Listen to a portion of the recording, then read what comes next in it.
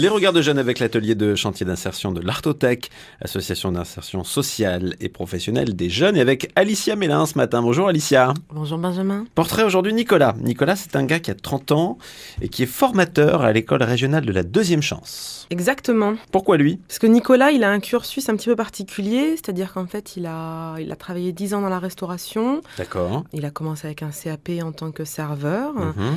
Et au bout de 10 ans, en grimpant les échelons un à un, il est devenu responsable de restaurant. Mhm. Donc il a commencé à former effectivement des jeunes au sein de son équipe dans l'hôtellerie. Et puis il a voulu faire une reconversion professionnelle. Du coup, il est devenu formateur. Donc il a passé une licence, un titre professionnel pour devenir formateur. Oui. Il a travaillé un petit peu dans ce milieu-là. Il a continué à gravir les échelons. Donc après, du coup, il a repris la fac. Il a passé une licence. C'est bien de se remettre en question comme ça, au bout de X années. Et ensuite, voilà, il est venu s'installer dans le sud de la France, donc à Nîmes. Et il travaille à l'école régionale depuis un petit peu plus d'1 an et demi. Il a un groupe d'une vingtaine de jeunes. Alors ça va, les jeunes de l'école, c'est entre 18 et 26 ans. Donc il va leur apprendre à s'insérer dans les stages. Il les aide à faire connaissance avec la vie professionnelle. D'accord. Dans sa tête, qu'est-ce qui se passe ? C'est quoi l'objectif pour lui ?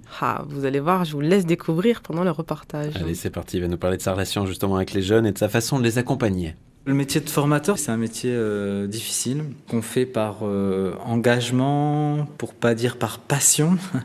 Alors oui, il y a plein de bons côtés, l'échange avec les jeunes, la transmission, voir l'évolution d'un jeune, etc. Tout ça, c'est très positif. Alors un formateur ne fait pas à la place d'eux, il accompagne. Comment est-ce que vous accompagnez vos jeunes ? Pour moi, accompagner, c'est faire profiter de notre connaissance du milieu de l'entreprise, de notre expérience. C'est orienter, c'est conseiller, c'est laisser faire, c'est se servir des erreurs pour justement les comprendre, ne pas les reproduire, chercher pourquoi. Déjà, le fait de faire, d'oser, c'est déjà une réussite en soi. En tous les cas, j'accompagne dans cette dynamique-là.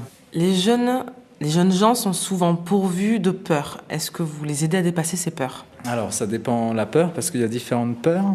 En fait, au-delà de la peur de ne pas être capable, c'est plutôt la peur de l'inconnu, j'aurais envie de dire. Pour certains jeunes qui n'ont jamais fait de stage en entreprise, le monde de l'entreprise, ça peut être un petit peu impressionnant. Et donc, du coup, nous, on essaye de rassurer aussi en disant que la formation sert aussi à ça, à aller s'essayer. Si je prends l'exemple d'un projet en service, j'allais faire un stage en serveur.